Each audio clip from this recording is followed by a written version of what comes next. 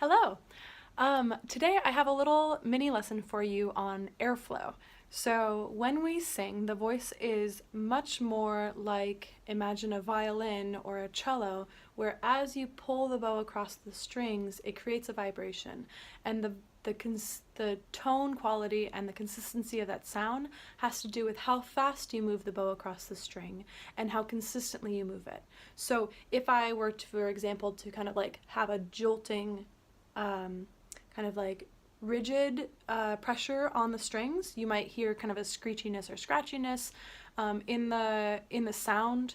If I don't press hard enough and I kind of have a wimpy bow, you're not going to get a full rich tone. You might get a tone that's a little more weak sounding or inconsistent, or you're not going to get vibration the whole time. And the voice functions in much the same way. So as we exhale air, the vocal folds vibrate and they carry those sound waves out into the room. That's how we're able to hear each other, right? So in the voice, we talk a lot about creating space in the resonating chambers of the throat and the mouth in order to amplify that sound. But in order to have consistently free sound, what we want is a consistent airflow. So some exercises you may have done that kind of address this topic are lip trilling. So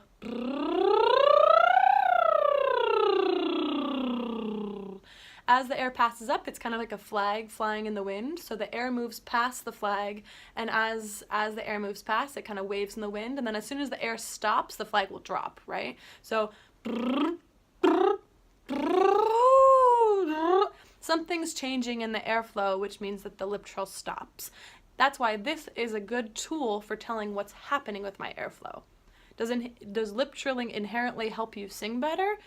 Maybe, maybe not, but it depends on how you use the tool and how you apply it and what it's teaching you, what you're learning from it, right? The other one that's really helpful is the R trill. So if lip trilling is really, really difficult for you at first, you can try the like in the word, let's see. Can't think of an Italian word right now, but think of a word that has an R trill in it in either Italian or Spanish, and so same thing, right? Flat air goes past the tongue.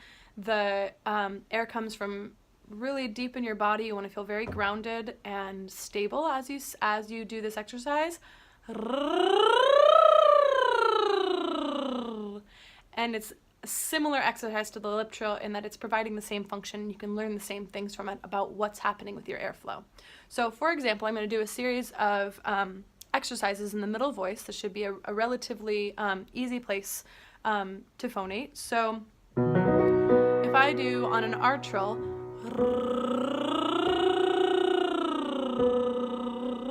if my air is having a really hard time either getting started or it's stopping somewhere in the middle, then I'm doing a couple of different things, and you can work with a voice teacher in order to understand what it is that you're doing. If you can't figure it out on your own, definitely reach out to a voice teacher in your area. But, so for example, if I'm doing and kind of stops halfway through, I might use my arm to kind of signify to myself that I want a constant airstream. So you can try this at home. You can take your arm and do. So I want an arm motion that is consistent and is graceful. I don't want to be doing kind of something clutching or grabbing or I'm exaggerating so you can see, but I want something that's very continuous and very fluid, because we have mirror neurons in our body. So if my arm wants to do one thing, the rest of my body is going to do something similar. It's going to want to follow that impetus, right? So my breath, if it's catching at the top, or if I'm locking or not sending my air consistently, using a kinesthetic tool like moving your arm can be really helpful. So try this as you go up. Try this as you go up. Do.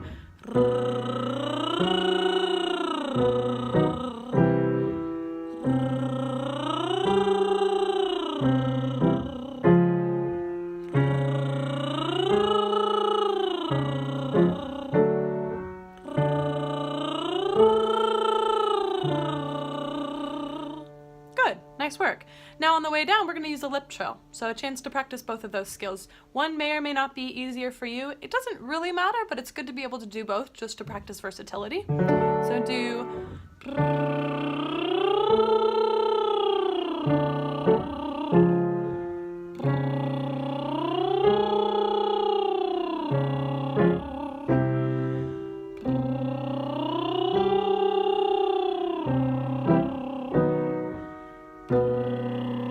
Good.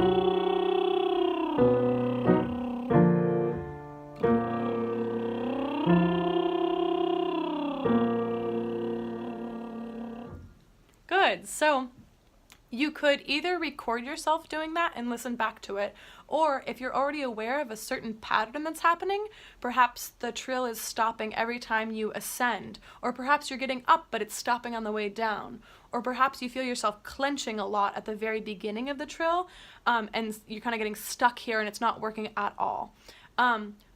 Your job is to notice what that pattern is and then be creative about how you try and fix it. And what you do at home is fabulous in terms of experimentation. Again, use your arms. You can try visualizing like that flag image that I gave you. But what's important to know is that the lip trill or tongue trill is the result of what's happening in the airflow. So by hyper-focusing right here, you're not going to necessarily help the problem. It can be helpful in terms of knowing what's going on, in terms of where things go, but really what we want to be paying attention to is my sensation of the voice staying really grounded in my body? Is the air coming from down below? Am I locking my abs or tightening my back as I do it?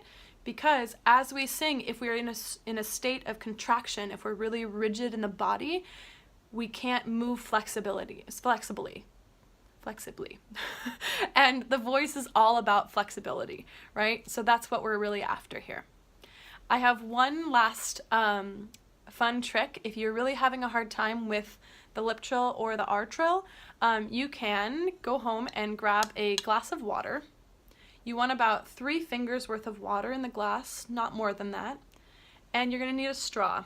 I've got a metal straw here that one of my students gifted me because it's more ecologically conscious, but go to your local coffee shop and grab a straw. You want one of the bigger ones, not one of those tiny little coffee straws. You're going to put this in the glass. Hold the glass where you can keep your alignment. So rather than the glass down here and I'm ducking to get to the glass, I want to kind of hold it where I feel comfortable and I can just kind of stand straight with balanced posture as I would when I'm singing. Try not to press the straw against the bottom of the glass. You'll not be able to do it if you block off the airflow. But really what we're doing is just sending through this and blowing bubbles. So yes, this should be fun. It might make you giggle. That's okay. Singing is joyful. Feel free to giggle. But we're going to do this the same exercise. So I'm going to demonstrate once. You can just kind of make a little sound through the straw. First try just blowing air. Yay, bubbles. It's fun. Now make a sound.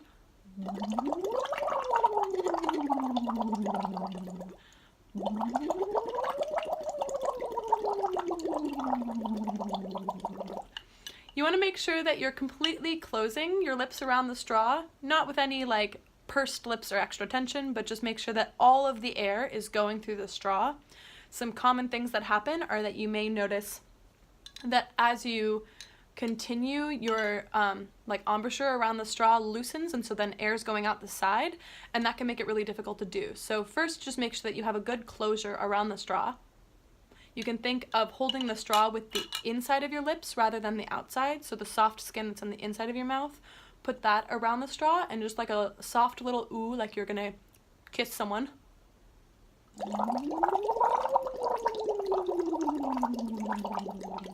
And as you do that, you can literally feel and see air passing through. And that's the type of air that we want to be using for singing.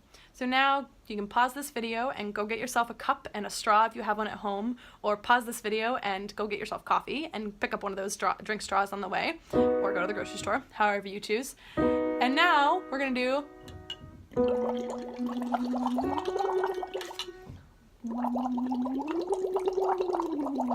I just demonstrated something really important, actually. You want to be holding the straw with your hand so that you're not holding the straw with the muscles of your jaw. I can't play piano and hold the straw at the same time, but I'm going to do my best, so work with me here, team.